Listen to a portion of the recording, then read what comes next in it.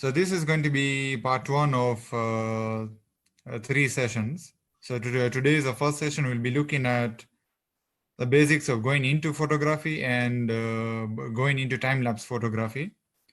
Part 2 will be more about shooting time-lapses, the different settings for different kinds of scenes, things to watch out for, and other things that are related to time-lapses. Then the last part, part 3, would be on editing time-lapses. So today we are covering part 1 only. That's the basics of taking photos and getting started into shooting a time-lapse. So let me start by saying what does time-lapse photography involve?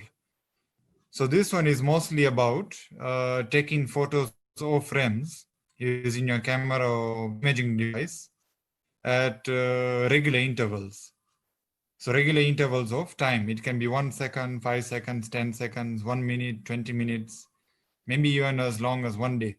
You take a photo every day at the same time and you stitch them together, or you turn them into a video using the usual video frame rates. Now I say usual meaning some videos are played at 24 frames per second, some are played at 25 frames per second, some are played at 30, and some are even higher than that. So that's what this is about. I'm just trying to get a few things set up. All right.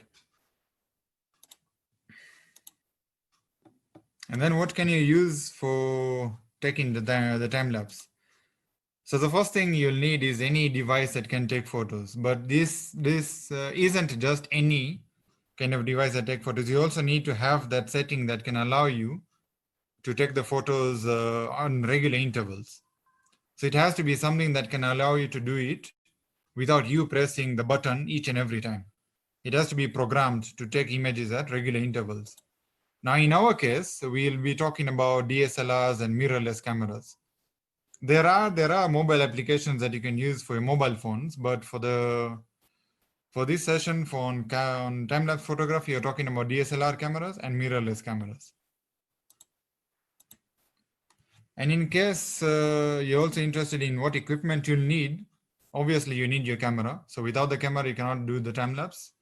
So whether it is your Nikon D3300 or D3500, the higher level series as the 5000 series, 7000 series, you go into full frame cameras, you're looking at Nikon D750, Nikon D850, and then going with the new trend of mirrorless cameras, Nikon Z50, Z5, Z6, Z7. So most of them can do time lapses within the camera itself.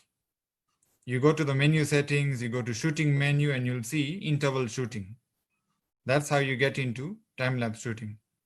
There are some cameras, the older versions or older models, that don't have that setting in the camera itself. So you'll have to use what is called a remote shutter release. You program the remote shutter release to take photos at certain intervals, and then it will do the work for you. But for our case, what I'm seeing from the people who signed up, most people seem to have the 5000 series or 7000 series. So for our case, we should be okay. I personally use a Nikon D5300, and recently I acquired a Nikon Z50. So I have understanding of both DSLR cameras and mirrorless cameras. Now, optional items, these items that you can use to make the time lapse better. They're not necessary all the time, but in certain situations, you might need to use them. So the first is a tripod. Now I'm saying it's an optional item, even though a lot of people will say, actually, you need to use a tripod. There are certain cases or scenarios where a tripod is not necessary, as long as you can find a flat surface that is steady, or you can find a way of placing your camera without it moving while taking the photos, it should be good enough. But if you do get a tripod, it gives you that flexibility of shooting whichever direction you want. You can also get filters such as ND filters, grad filters, and UV filters.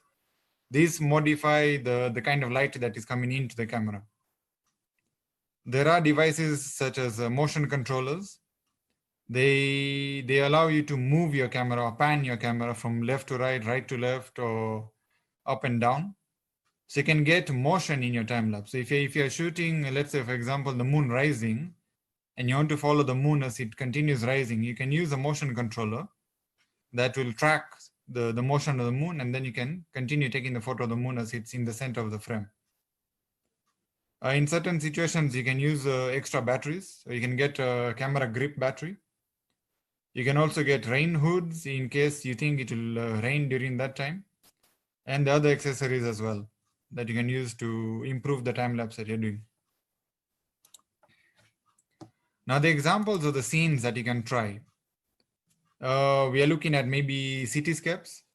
So if you are in Nairobi city, for example, and you're trying to take a time lapse from one of the famous buildings like KICC or maybe KCB Towers, Crown Plaza. So that would fall under cityscape. Now you can take the time lapse photos during the day when the sun is about. You can try during the golden hour. Golden hour is during sunrise and sunset, right? Or you can also try doing nighttime. When the sun has set completely, the colors in the sky have changed to blue. So you can also try doing scenes during those times. I've already given this example before where you can shoot the moon rising or the moon setting.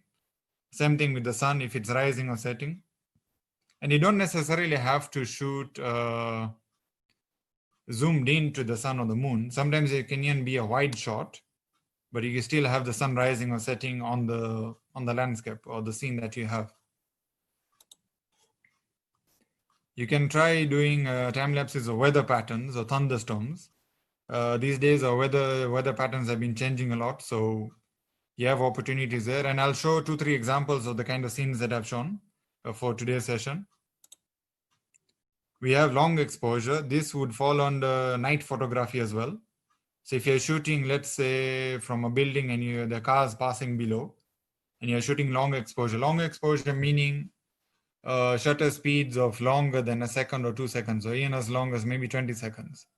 So that would fall under long exposure scenes. You can have Milky Way or star movement. This is during nighttime as well.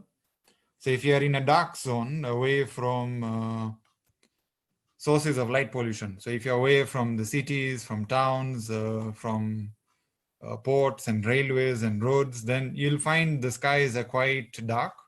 That allows you to see the Milky Way and the stars. So you can shoot those kind of scenes as well. I'll show a short clip that I've taken of the Milky Way, but that will be in the next session.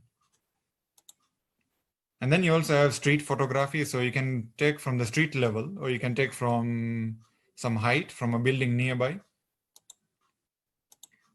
The even more scenes, so construction sites, buildings going up and down, roads being constructed, bridges and such. Flowers opening and closing. This is a very popular kind of scene that a lot of people have been trying. In the morning, maybe the flowers are opening up, so you speed it up by taking a time lapse. Same thing with insect activity. So maybe it's a cocoon from a butterfly. It is about to open, so you do a time lapse of that. The butterfly coming out. You can do traffic flow during the daytime. You see how traffic builds up and slows down or eases up during peak hours and non-peak hours. Now, the main idea behind time lapse, and this is what I've been sharing with some of my friends, is when you're doing a time lapse, you don't need to have any special knowledge. This is mostly an extension of what you already know. So, for example, the examples that I've shared here, those are scenes that some of you might have already tried. Some of you might have tried taking a photo of the Milky Way. Some of you have tried taking a photo of a flower, of an insect, landscape, cityscapes, things like that. So if you know already how to take those photos, and that is on, if you know what settings to use, if you know what compositional rules to use when you're doing those photos, if you have an understanding of light, basically, how you should be using that light to take the photo that you want to take. If you understand how to take those photos, then doing a time lapse is not going to be very complicated. The steps that you need to take to do a time lapse are just maybe 2 or 3 steps extra, and then you'll be good to go. Of course, there are a lot of tips and tricks that are behind time-lapse photography, but the main thing behind it is if you know how to take your photos, then you know how to do a time-lapse. So I'm going to show you one of the scenes that I've captured. If the video doesn't play properly, don't worry. I'll send a link to the video because I've uploaded some of these videos on YouTube. So I'll share the links with you when if it doesn't play so well.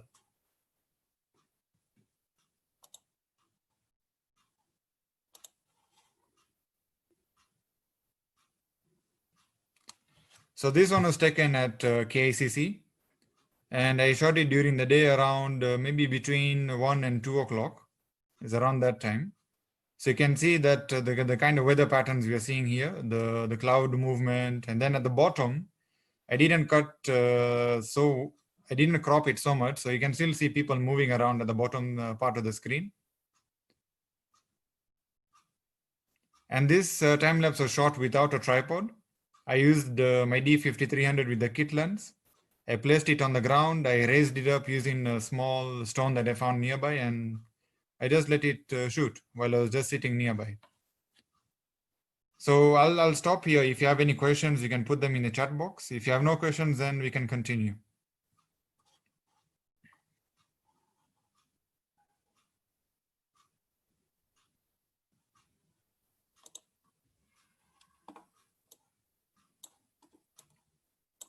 So is everyone okay?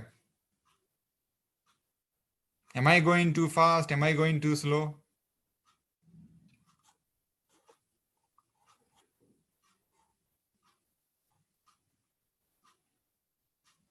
Yes, I did use a D5300.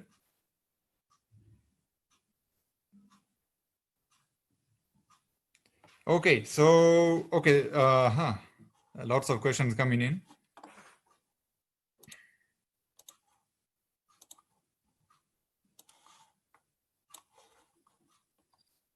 Okay, so let me talk about the first question, the Nikon D3400. I have not checked if you can do a time lapse or not, but from my experience, the 3000 series, the time lapse settings might not be there. I know for the 32 and the 3300, the time lapse settings are not there, but the 3400 I have not checked on that model myself. So you'll have to check the if you have the 3400 with you, right? If you have it with you, you can go to shooting menu and see if you have interval timer or interval shooting setting there. If that interval setting is there, then you can shoot time lapses. If it's not there, then you'll have to use an external remote shutter release to do the time lapse. Going to the next question, what are the times? So this particular time lapse of KCC, I can even play it again. This time lapse for KCC I shot at an interval time of 5 seconds. So every 5 seconds there was a photo being taken. In total I had shot 960 frames and the frame rate is 24 frames per second. Now I'll be talking about this in the next session, but what basically that means is when you have done your time lapse and you have taken your photos, you need to decide what frame rate you want. So I chose a frame rate of 24 and my photos are 960.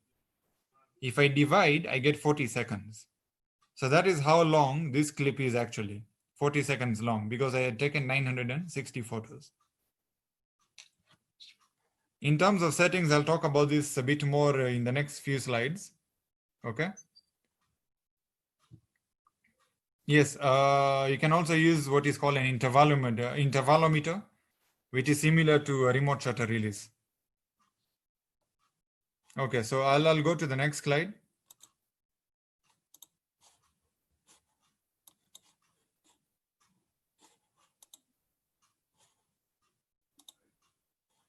This is another time lapse that I had taken. This one is during a sunset period. I did not face the sun. I was facing away from the sun because I needed to get the colors on the buildings nearby. There's an additional step that I've done on this video, but let me play it and then you'll see.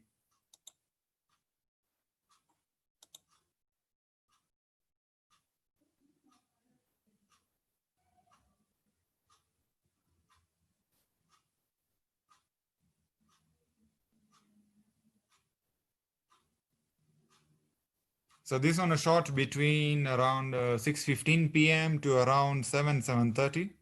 I can't remember the exact timings. I shot this around 3 years ago. Again, using a D5300 with kit lens. If you notice carefully in the sky, you might see some planes flying around also. Let me just play it once more. So you can see the shadows from the buildings that are going up, because that shows the sun is setting. And then the changing colors in the sky, in the clouds. Around this time, the sun has already gone down. And then the blue setting or the blue hour is coming into the sky.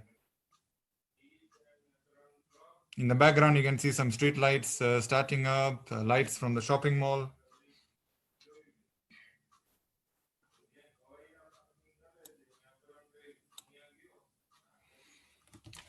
Okay, so we have a question here. How did I move the scene? So this is something that I did 3 years back. I wouldn't recommend this kind of activity because it's a very time-consuming activity. What I did was I shot the scene on full size. For the D5300, that's 6,000 by 4,000 pixels. And then I cropped each and every frame. And while cropping, when I moved to the next frame, I cropped a bit to the right. All right. So what happened was, as I kept on cropping each and every frame, I used to increment. So you'll have the first photo, it's completely on the left side. The second photo, maybe I shifted by 1%. The second photo, I shifted by 2%. The third photo, like that. Until the last photo has been completely shifted to the right side. And then when I was exporting the video, it looks like as if I was moving from left to right. When in actual fact, I've only just done cropping of the scene and taking that crop from the left side to the right side. It's a very time-consuming activity because it took me about 5-6 hours to go through all the photos. It's not the best way to do it because these days there are softwares that can allow you to do that. You can zoom in and then you can pan from left to right or right to left depending on the motion you want.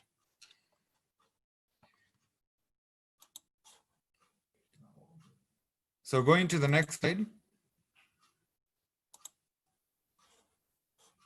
This one was taken completely at night time from around 6:30 or around 7 p.m. So let me just play it.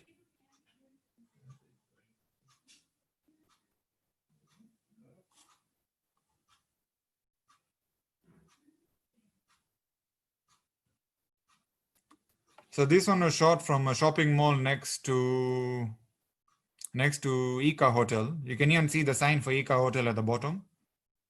I had gone to one of the restaurants at the top and asked permission to take photos, and they said it's okay. So this was the kind of scene I was able to capture of the changeover system, the flyover system next to Ika Hotel.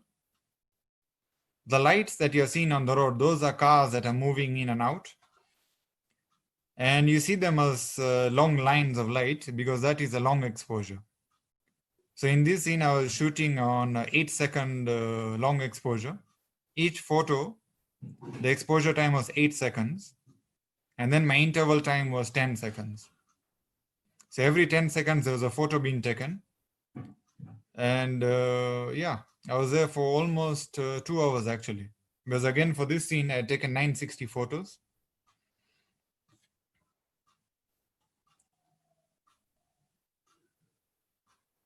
So any questions on this one?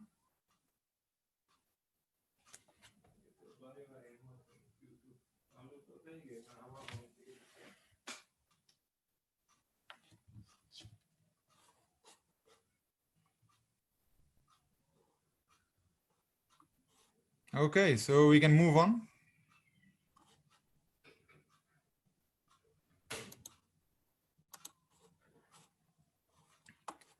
So I just wanted to take us through the basics first, so we have a complete understanding of what is involved before you even shoot the time lapse. Okay, there's a question that is coming. Let me answer this question just afterwards, because I'll be coming back to the videos now and then. So when you're looking at the basics, we are looking at the exposure triangle. And the exposure triangle, you're actually talking about your aperture. How wide is the aperture for your lens or for the camera? You're talking about the shutter speed. So how many seconds is a photo being taken? Is it 1/1000th of a second? Is it 1 second? Is it 10 seconds, 1 minute, or 30 minutes? How long is the shutter speed going to be? And then you're also going to consider the ISO of the photos that you're taking. So going to the first one, aperture. Now, if you don't understand what aperture is the hole through which the light passes through to the camera. It's if you look at it in human terms, you're talking about the pupil of the eye. So if you have a wide aperture, it means the hole is much larger. And if the hole is larger, the amount of light that is passing through is also greater. If you have a narrow aperture, now you're talking about less light going into the camera. So you have less light to work with if you're using a narrow aperture. And your aperture numbers or aperture settings, they usually start from, I think there are some lenses with 0.95. Then you go to 1.2, 1.4, 1.8, 2, 2.2, 2.5. It continues on and on until you reach to apertures as small as f40. So you have that wide range of aperture settings to choose from. Now, the other thing about apertures is it also controls the depth of field. So if your aperture is wide, your depth of field is going to be shallow. And if you continue reducing your aperture, your depth of field continues increasing. So at certain apertures, you'll find the scene is mostly sharp from front to back. While with a wide aperture, there could be just a slice of the scene that is sharp, and then the background or the foreground is completely blurred out. So your aperture will also be important for the kind of time lapses you're taking. And then finally, with aperture, it's going to affect your shutter speed. So again, because with a wide aperture, you can allow more light in. So that means you're going to use a faster shutter speed to control the light that is entering. Or you change one of the other settings, which would be ISO. You reduce your ISO, so you can keep your shutter speed the same, and you can keep your aperture as wide as possible. So that's why we call it an exposure triangle. The three settings that you have, they work with each other. So aperture works with ISO and it works with shutter speed. Changing one settings allows you to change or keep in constant the other two settings. So it depends on what you want to do.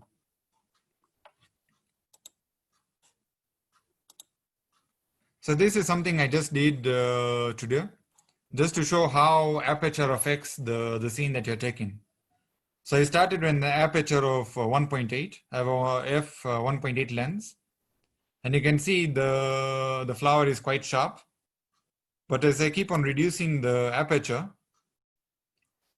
this is what happens. The rest of the scene now starts becoming sharper. So let me just play it again. So from wide aperture, reducing the aperture size until f22. And you can see that some of the scene at the back becomes sharp when the aperture has become narrow. So that's how aperture affects your scene.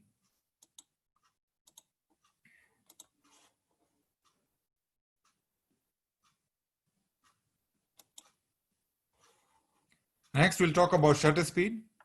Now, shutter speed is how fast the shutter opens and closes. So imagine the shutter to be a curtain. If you open the curtain, the light comes in, and if you close the curtain, the light is now stopped from entering the camera.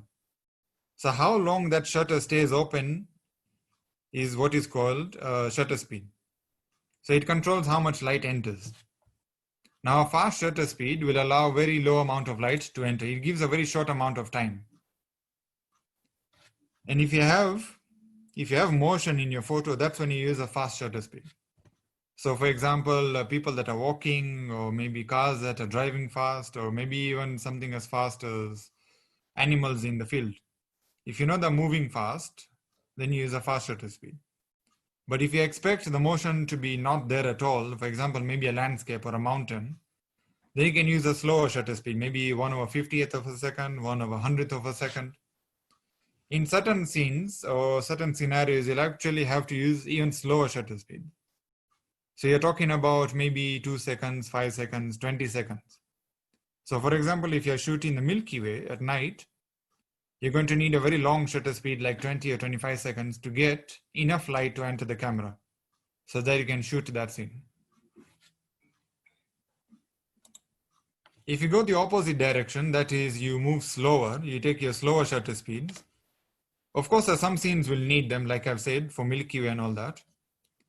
But if you're talking about maybe waterfalls or clouds, you can use that slow shutter speed for creative effect. This is where you can introduce blur motion.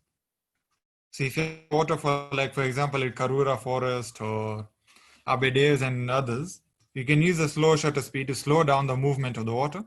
It will introduce smoothness in the water that comes down. So again, you have to understand the kind of scene that you're taking. Are you going to be taking a scene where there's a lot of movement? Or are you taking a scene where there's no movement? Or do you want to be creative and take that fast movement and slow it down using motion blur? So shutter speed will help you to realize that aim or that goal. And once again, shutter speed goes hand in hand with the aperture and ISO that you use. So if you're talking about a fast shutter speed, you might need to reduce your ISO or narrow down your aperture.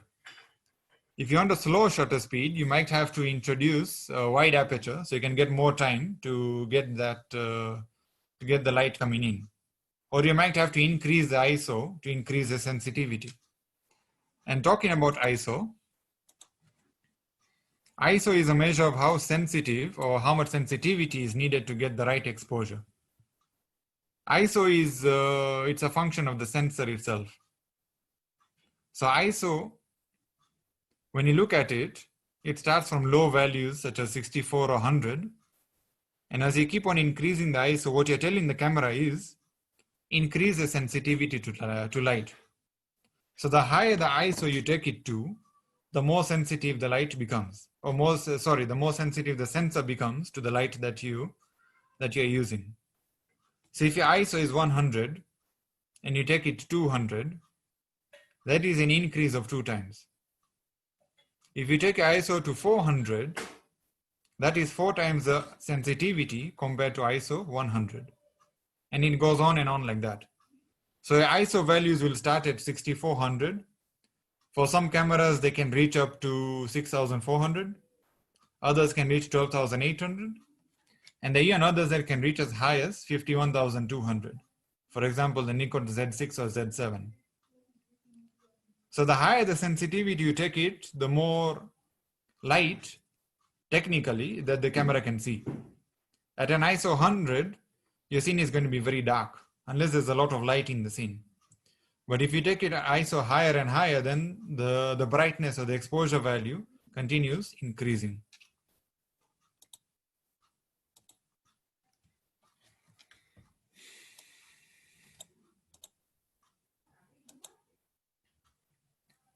There's a downside for ISO, and the downside is, as you keep on taking the ISO higher, you're going to introduce noise in the photo. Noise happens because you're telling the camera increase the sensitivity to light. But as you keep on increasing sensitivity, you're also increasing sensitivity for noise in the scene. Things that should not be there start appearing in the image. And that's where high ISO values are not always needed, unless the scene actually needs it. So you have to understand what ISO are you going to use, what shutter speed you're going to use, and what aperture you're going to use.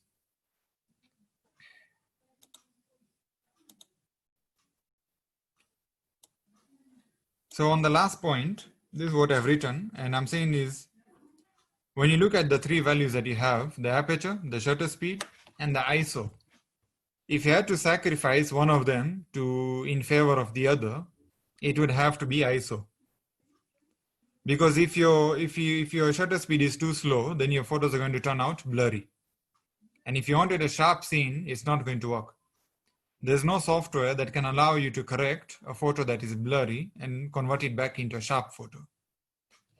Same thing with the aperture. If you used an aperture that is too wide and part of the scene is not sharp enough, for example, you're shooting a landscape and you shoot a landscape at maybe f2, and then you realize the mountain at the back cannot even be seen. There's no outline for the mountain. It's just a dark shadow.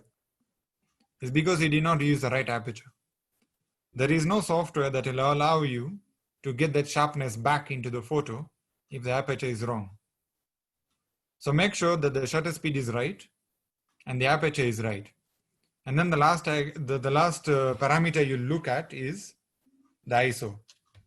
For modern cameras, you're looking at cameras that have been released in the last 2-3 years, you can safely shoot at ISOs even as high as 6,000.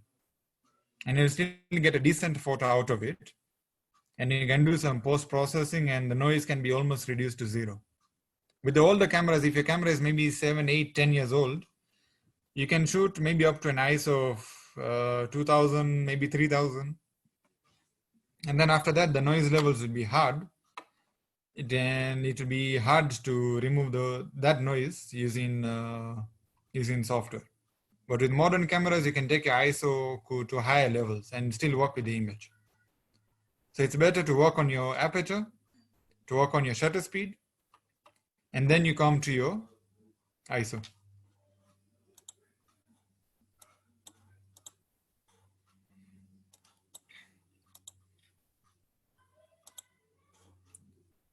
Now here I'll just be talking a little bit on each of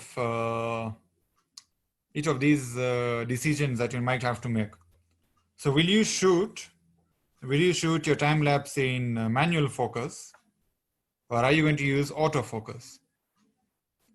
There's a time I did a time lapse, and I wish I had actually shown it to you here, but there's a time I did a time lapse and I forgot to change the setting to manual focus. And what happened was, with each and every photo, the camera would recompose on the focus. It would try to focus again and again on each and every photo. So when I played the time lapse back, the scene was, we call it breathing, focus breathing, where sometimes the scene at the foreground is sharp, then the scene at the background is sharp. And that was because I used autofocus.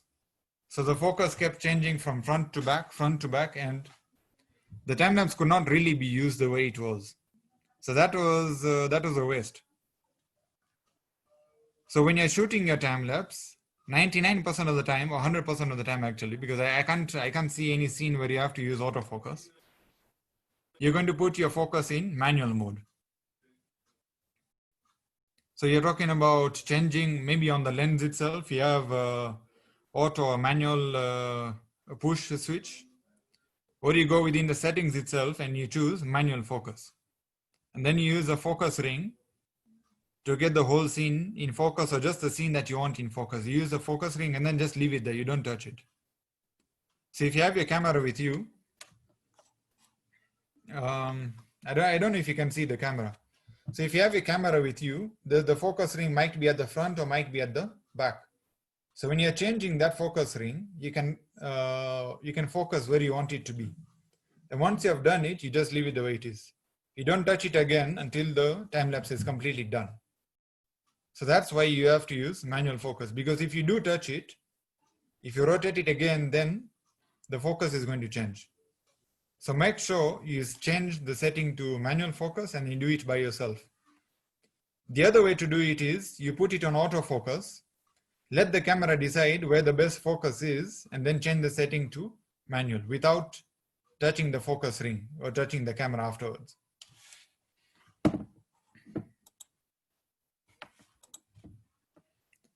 The other one we'll talk about is aperture. Are you going to use a fixed aperture or are you going to use a variable aperture? And what I mean by this is, I'll talk about this in the next slide. If your settings are flexible, meaning you have changed it to maybe program mode, or you have done it on shutter priority, the aperture might change depending on the light conditions. Now again, this is not the right way of doing a time lapse, because In certain scenes, the aperture might be too wide, and that means your sharpness is not there at the background or the foreground. And in certain scenes, the aperture might be too small. And again, there'll be some softness in it because there are certain apertures that, even though they're small, they actually introduce some softness in the image. So whatever scene you're shooting at, it's better to choose fixed aperture. Make sure your aperture is fixed, whether it is going to be f8, whether it is going to be f1.8 or 2.8, or whether you'll use an aperture as high as f22 or f25. Once you have chosen your aperture, keep it the way it is. Do not change the aperture during the time lapse, or do not let the camera change the aperture when it is shooting.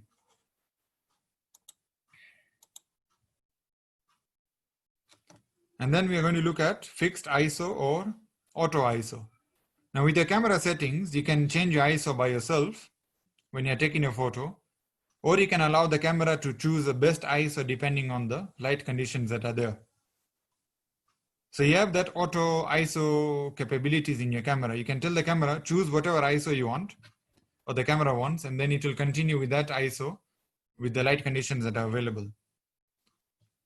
So if you are going to do this for a time lapse, it is a technique that you can try. You can say the beginning ISO maybe is 100 and the final ISO is 1000. Now this is useful when you know your light conditions are going to be changing, such as maybe a sunset.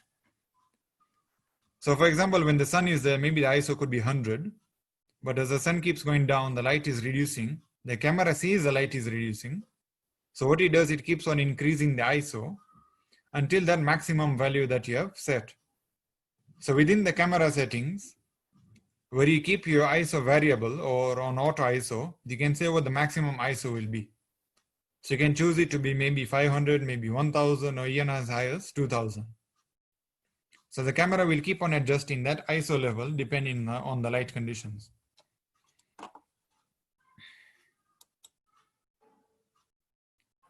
And the last one is your white balance.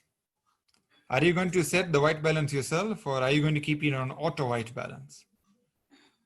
This is for most scenes, you'll actually want to keep it fixed. So keep the ISO, the white balance fixed for the scene that you have. So if it is a daytime shoot and you know the sun is out, so you'll choose a sunny condition for your white balance. If it is going to be nighttime setting and you're shooting where maybe on a city, and you know there are a lot of fluorescent lights or tungsten lights, you can change your white balance to maybe tungsten setting or fluorescent setting. However, there might be scenes that maybe you can experiment on and say, okay, we have a sunset where the beginning is sunny. When the sun is setting, it becomes, you get that orange hue in the sky. And then when the sun has fully set and night is setting, then it becomes bluish. So in that kind of scenario, you might actually choose, let's maybe put the white balance on auto. Let the camera choose what white balance is going to be using. I've not done this myself, but this is something that you can experiment on and see what kind of settings you can get out of it, or what kind of images you can get out of it.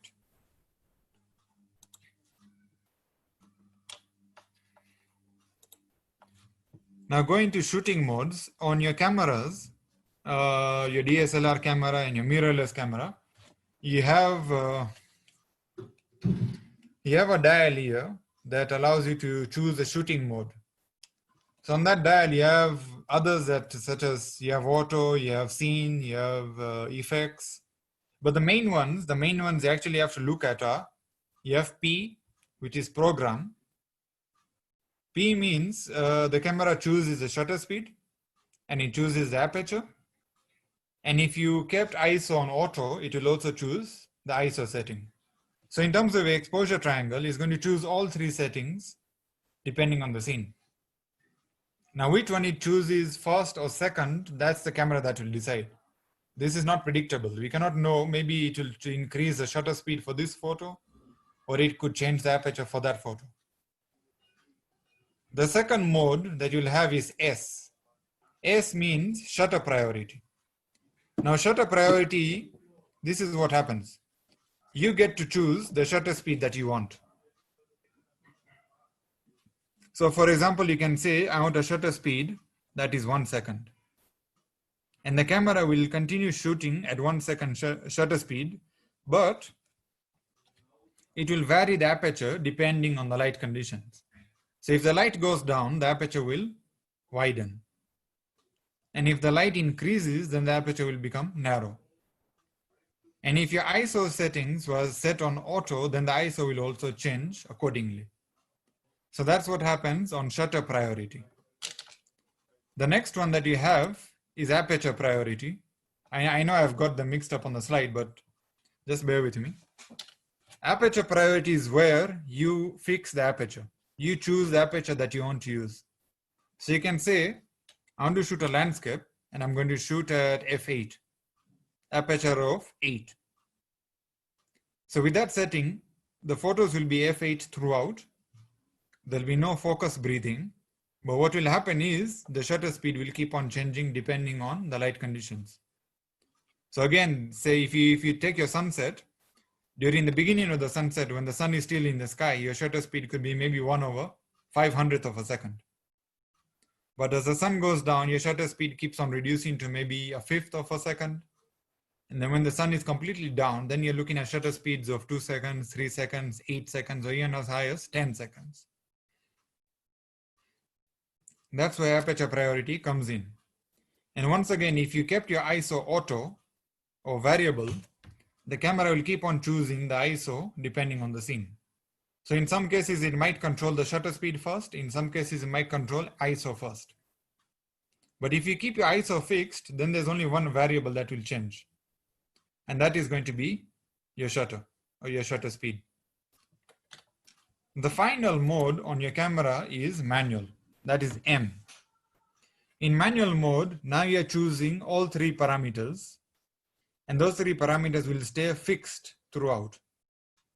So we are talking about your aperture is fixed, your shutter speed is fixed, and your aperture is also fixed. Oh yeah, sorry, your ISO is also fixed. Unless you keep your ISO on variable setting. So even in manual, you can still keep your ISO variable if you choose. Or you can just keep it fixed and keep the other 2 parameters fixed as well. So you're talking about shutter, aperture, and ISO. All 3 are fixed on manual setting or manual mode.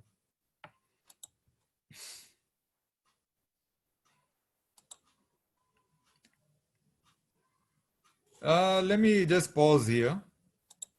Are there any questions?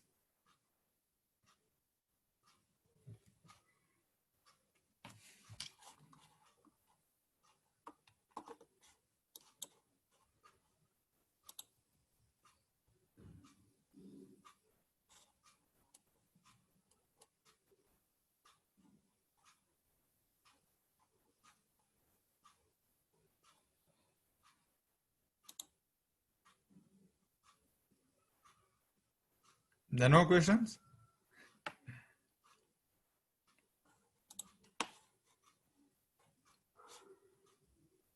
All right, so let me just finish it up.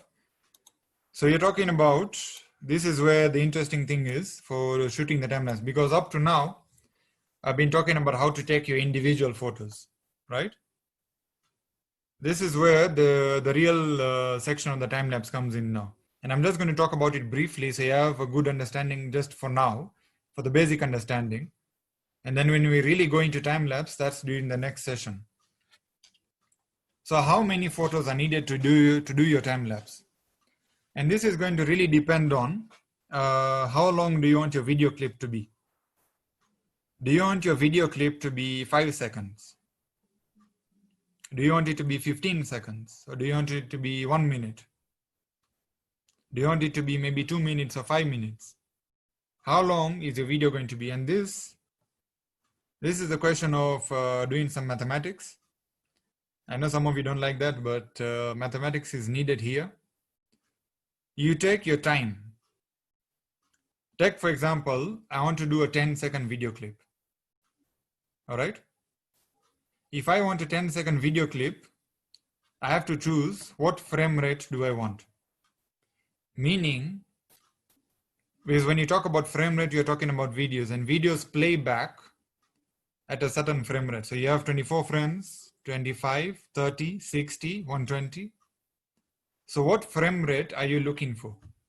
The usual standard for most media is between 25 and 30.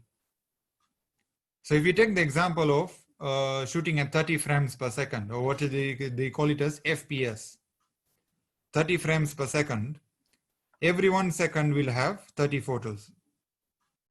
And if you have a 10-second video clip, that means you're going to need 300 photos. If we take another example, I want a video that is 24 frames per second, and I want a 20-second video. So you multiply the two, you get 24 times 20, and you're going to get 480 photos. That's how many photos I'm going to need to do that time lapse. So you can easily realize very long time lapse videos are not really that possible. Because if I want a 5-minute video, 5 minutes is how many? 300 seconds.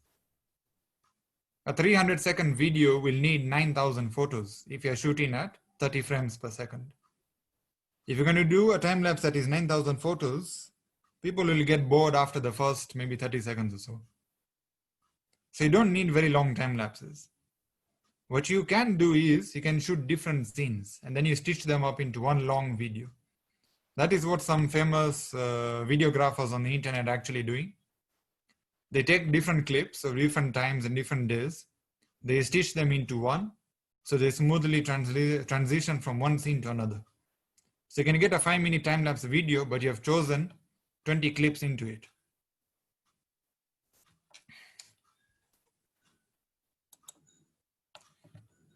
Now there is this parameter that is called interval time. So when you're shooting a time lapse, and if you remember from the beginning I said, a time lapse is a series of photos taken at regular intervals. So a camera has to take photos after every period of time. So that period of time is going to determine how your scene is going to look like. So for example, if you're talking about maybe, let's say the sunrise, and you're using a zoom lens, right? So you have zoomed into the sun or the moon, let's say the moon, for example. You know, the moon is going to rise very fast if you're using a zoom lens. It crosses that scene on the image, or it crosses the image sensor very fast.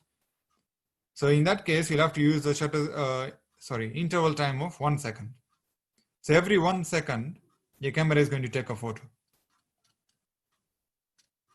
If you talk about landscape and you have clouds moving in the sky, you can say, let me choose an interval time of 5 seconds. So every 5 seconds, a photo will be taken. And if you have a DSLR camera, you'll hear the sound every 5 seconds, it clicks. That the shutter is being opened and closed every 5 seconds if you're shooting clouds. If you take, for example, the video I showed you of the nighttime, the cars moving on the road, that one I had done on an interval time of 10 seconds. So every 10 seconds, a photo was being taken. Now your interval time is going to factor how long you're shooting.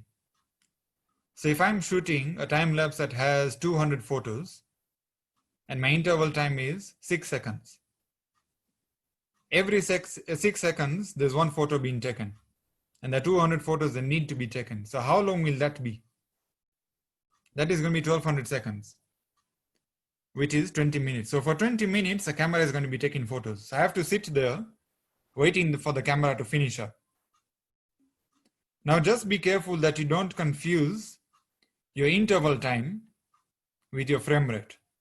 They're not the same. Your interval time can be as long as you want it to be. That just determines after how long will your photo be taken. Your frame rate is going to determine how long your video is going to be, the time-lapse video itself.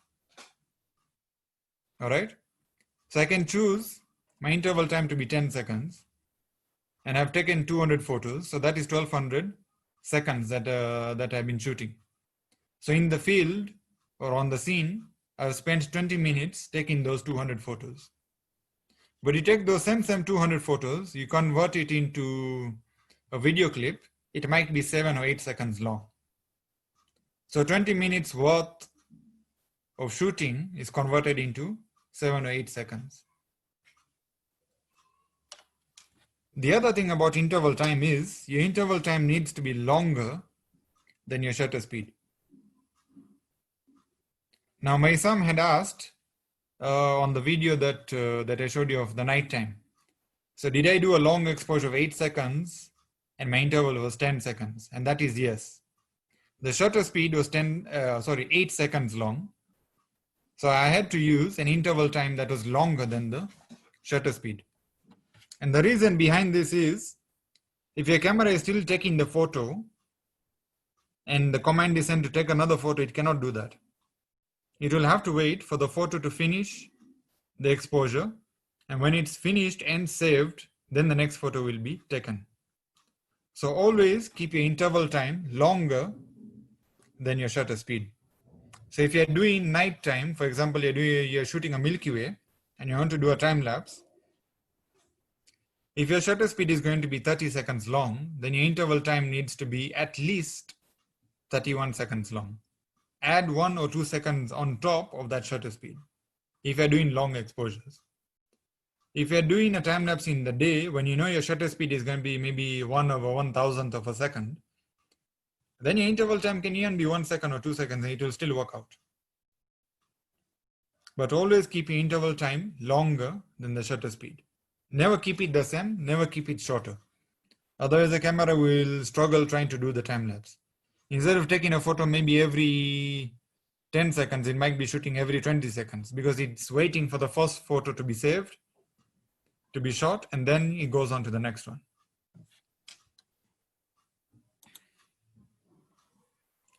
And we have already talked about frame rate. So just repeating the same thing. You have a frame rate of 24 frames per second, 25, 30, 60.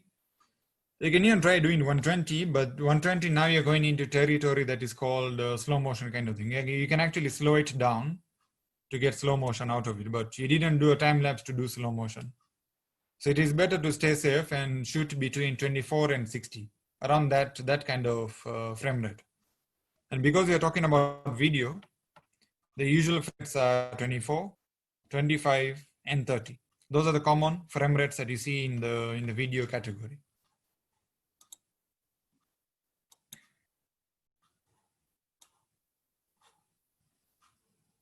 All right, so we have already talked about calculating the total time for time-lapse photography. That is what I've been telling you. What is your interval time and what is your how many photos are you taking? So that will tell you how long your time-lapse is going to be. If you're going to be shooting a time-lapse every maybe 30 seconds and you're doing 300 photos, you're going to have a total time of 9,000 seconds. 9,000 seconds, you're talking about 150 minutes. 150 minutes is 2.5 hours. If you're shooting a time-lapse for 2.5 hours, please carry a book or make sure your phone is fully charged so you can do something on your phone, or go with a friend so you can have a chit chat while the time-lapse is going on. So always calculate the total time your time-lapse is going to be, because that will determine how bored are you going to be, right? If the time-lapse is too long, you're going to get easily bored. So you have to find something else to do.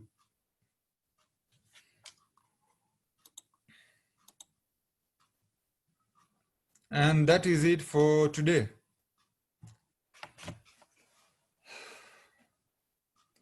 So post your questions on the chat.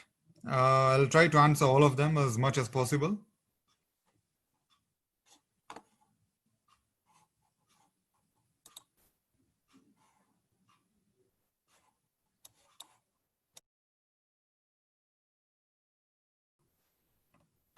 Right. So, okay, the questions can keep on coming in and then I'll keep answering as they come in. So the first one is, did I have any trouble with shooting at KICC? Now, Kenyatta International Conference Center in full, KICC does not allow you to shoot at the helipad without paying the license fee. So if you're shooting from the helipad using a camera and a tripod and other accessories, they will charge you for that. But if you're shooting on the okay, what's it called, the open compound, where you have the statue of the late president. If you're shooting at the compound itself, they have no issues with that. So that's where I was shooting from. I was just shooting from, I just sat down on next to one of the bushes on one of the steps. I put the camera on the ground and I let it do the shooting. The only place that'll have issues with you shooting from is from the helipad itself. So if you go to the top, you go to the top of KCC, you want to shoot you want to shoot a time lapse from there, they will charge you for that. And though I've not asked, but I heard that the charges are between 7,000 to 8,000 per person. So if you're doing a time lapse from there, just know it's going to cost you. The next question is, can you repeat on the frame rate? Okay. Let me do it this way. When people started creating videos, that is during the 1900s or something, this is something with history now. They realized if you take photos and you change the photos fast enough, it starts looking like motion. All right. Like this is something you might have done. You have drawn something on your book and then you flip the pages so fast. When you flip the pages so fast, whatever that is speeding past you looks like motion, looks like a video. And that is how our eyes see that motion now. If your photos are moving one after the other fast enough, you will see that motion. So when videos are being created, they started with frame rates of maybe 10 frames per second, and then realized if I'm changing the photos 10 times in 1 second, the motion is not smooth enough. There's too much jerkiness in that photo. So what happens is you increase your frame rate to maybe 24. So people realize that a frame rate of 24, it is just smooth enough for it to be seen as a video. That's what happens. So you can be shooting at 25 or 24 or 30 frames per second. That means every second you have 24 frames or 24 photos changing one after the other. So when you're doing your time lapse, you need to choose on your video editing software or the software that you'll be using to change to video, what is your frame rate going to be? Meaning, how fast are these photos changing from one to the next? All right. So that's what the frame rate is about. So if you have taken 600 photos, how fast will those photos have to move for it to be seen as a video? So you can choose 30 frames or 30 frames per second and say every 30 frames is going to be in the next second. Look at it the other way around. Your photo is going to take 1/30th of a second to stay on the scene, and then it's going to go to the next one. Okay. So if I have 600 photos and I choose a frame rate of 30 frames per second, every 1 second will have 30 photos. And there's 600 photos, so you're looking at a 20-second video clip. That's how it will come about. And I'll talk about this in more detail when you're doing the editing part. I'll show you what the editing does depending on the frame rate and the number of frames that you have taken.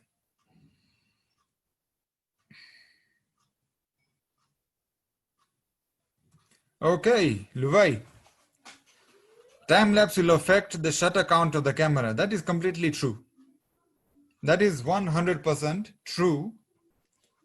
But if you're using a DSLR camera, if you have a DSLR camera, it has a shutter, it has a mirror. Okay. And when you're shooting the time lapse, yes, your shutter count is going to go down. So for example, if I shoot 600 photos, my shutter count has gone down by 600 or actually gone up by 600 now. How will that affect the camera itself? If you do one time lapse in a year, it's not going to affect the camera so much because your camera is mostly rated for maybe 150,000 photos or maybe 250,000 photos, depending on the model that you're using, right? If you're using a crop sensor camera or the low end cameras, the shutter count will not last so much. Maybe it could be 100,000 for the D3300, let's say. But if you have a good camera, for example, like the Nikon D5, all right, if you have that kind of camera, then the shutter count is more of I think it's around 400 to 500,000. So if you do one time lapse a year of 600 photos, it's going to affect less than 1% of your shutter count. Look at it that way. Your shutter count is maybe, let's say, 200,000, and you have taken 600 photos. It's gone down by less than 1%. That is 0.3%. That's how the shutter count will go down. But if you do a time lapse every day, you take, let's say, 300 photos every day for one whole year, you're looking at 100,000 photos at least. If you do a time lapse every day, though, that's 100,000 photos taken during the whole year. By then the camera is going to say, I'm giving up. This is too much. If it is a low-end camera, if it is still the D5 or the D4, you can shoot a time lapse every day for 4 years and it will still not finish up. So that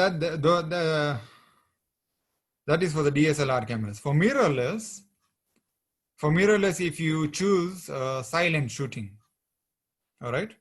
If you choose silent shooting, then it will not really affect the shutter. But if you're going to use a normal shooting mode, then yes, it will affect the shutter there. So mirrorless, there's the advantage you don't have the mirror inside the mirrorless camera. So you have one less physical part that you need to worry about it wearing down or breaking down if you're doing time lapses.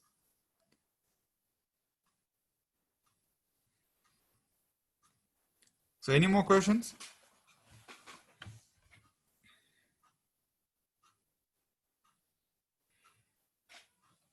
What if you shoot using mirror up mode? Okay, I've not tried this. I don't even know if it's possible or not. Mirror up would be usually during, okay, I'm not sure if actually mirror up will affect, if it will work or not. If others have questions, just type them. Let me check the camera, and then if that setting is there, then I can see what to do with it.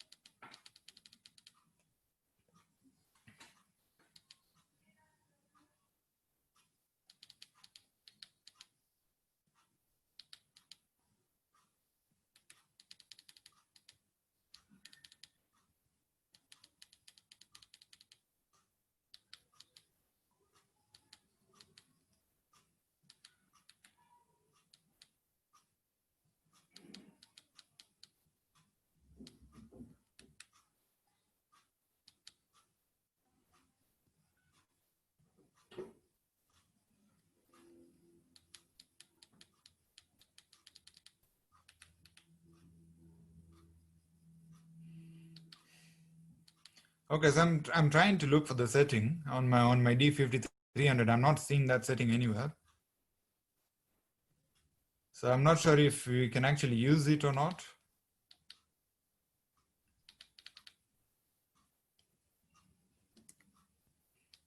Unless maybe it's available on one of the newer cameras, maybe the 7000 or the full frame cameras.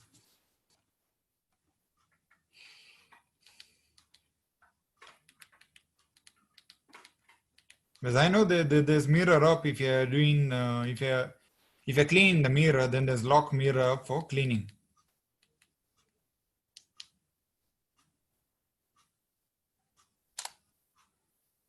But I don't think that will actually work.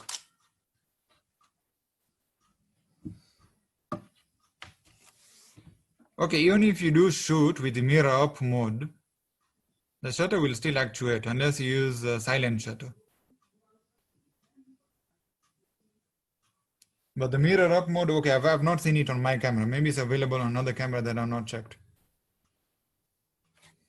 Okay, someone is saying it's on the rotate dial on top. Now that one is for live view. Even during live view, it will still close the mirror up and down. It will still keep on doing that. Okay, I can still check actually.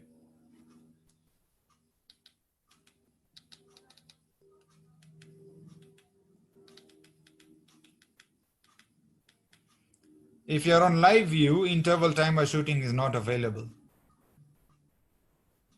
That's what my camera is saying. So if I'm on live view, I cannot do interval timer shooting. So I have to be on the normal view, that is without live, for it to go to timer shooting or interval timer shooting.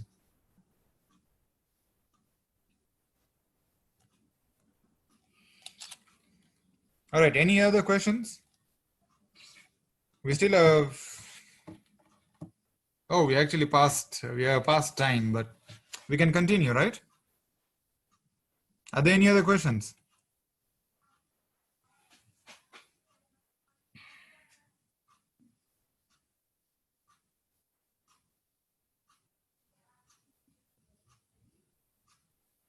Any suggestions on the presentation or what I should talk about in the next session? Because I've not finished the slideshow for the next the next session. So I can actually change things, add things if there's something you're really interested in.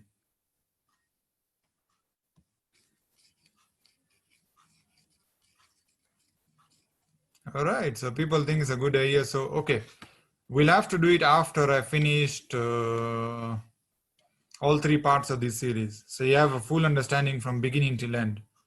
Because if we do it now, just after this session, there might still be a few mistakes we'll make here and there. I'd rather have you all doing the time lapse or your first time lapse in the right manner, in the right procedure. So let's do part 2 and part 3 of the class. And then when all 3 parts are done, then we can decide, okay, which location and which day we can do a live time lapse session. And even by that time, I think maybe conditions would have improved. Who knows? So yeah, thank you all for joining. Jeff, Jay, Mercy, Kalika, Efantas, Luvai, Maisam, Miguel. Some people that never talked, but it's okay. Sayan, Wanderer Clicks, Joji, who have I missed? Nikat, Zainab, Kush, Galaxy, Boni. All right, so yeah, so let me just end it here. If there's any other question, okay, I should have put this on my, sorry. This is my number in case anyone needs to ask me any other questions about today's session. So you can send me a message on that, or you can send me an email.